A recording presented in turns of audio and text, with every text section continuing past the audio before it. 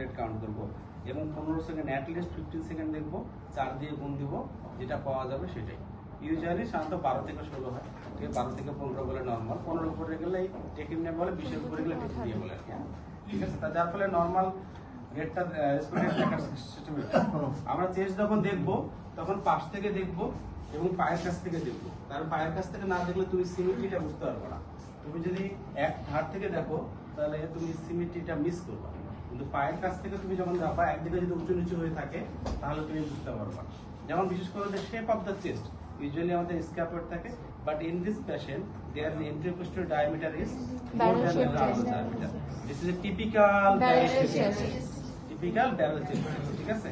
তাহলে it signifies তোমার COPD অথবা চাইল্ডহুড অ্যাজমা যদি ম্যালফিটেড থাকে তাদেরও কিন্তু এরকম পিজন চেস্ট হয়। ব্যারেল চেস্ট বলে না, তখন বলে পিজন চেস্ট, তখন এই জায়গাটা একটু বেশি উঁচু হয়ে যায়, হ্যাঁ। কিন্তু এই ব্যারেল শেপ চেস্ট যে intercostal diameter is more than the travel diameter, this signifies COPD, ঠিক আছে। যে এমফাইজেমাটা চেঞ্জ হয়ে গেছে সিওপিডি থেকে, নিঃশ্বাস বড় বড় নিচে নিতে এই সমস্যা হয়ে গেছে।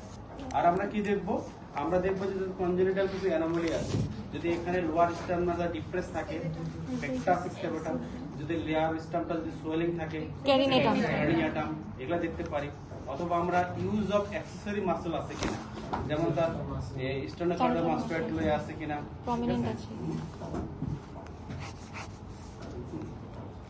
স্টার্নোকার্ডিয়াল মাসল ইউজ করব কিনা, তারপরে স্ক্লিনিক গ্রুপ অফ মাসল ট্রাপিজিয়াসটা এলিভেশন হয়ে যাবে, ইন্টারকস্টাল ইনড্রয়িং আছে কিনা, ঠিক আছে, স্ক্লিনিক গ্রুপ অফ মাসলগুলো আছে, এগুলো বসে যাবে।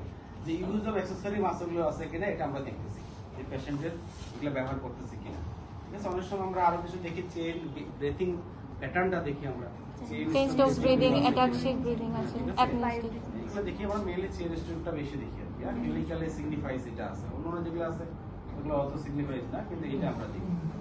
তারপর আমরা যখন দেখলাম তখন আমাদের মোটামুটি ডিসকাশন আর দেখবো স্কার মার্ক আছে কিনা, স্কার মার্ক আছে কিনা, যেখানে অপারেশন, যেমন এটা থোরাকোটমি মার্ক থাকতে পারে, ঠিক আছে। থোরাকোটমি মার্কগুলো থাকে যে ভালভুলার হার্ট ডিজিজ অথবা সিএবিজি করা, করোনারি আর্টারি বাইপাস গ্রাফটিং অথবা ভালভুলার হার্ট ডিজিজ, সবগুলো এখান থেকে মার্কিং করা আছে, হয়তো রেসপিরেটরি কমপ্লেন নিয়ে পরে আসছে, ঠিক আছে।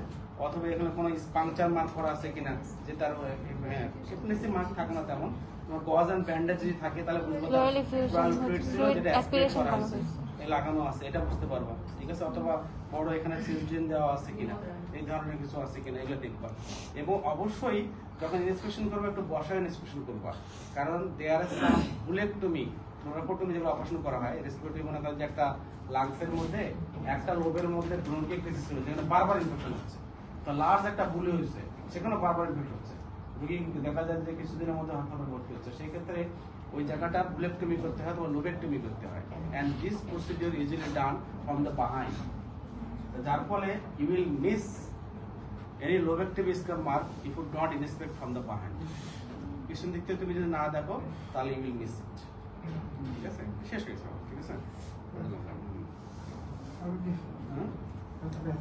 কোথায় ব্যথা? ও আচ্ছা, ব্যথাটা না, আচ্ছা, একটু বেশি হচ্ছে, কাঁথাবেন একটাতে তাহলে সমস্যা,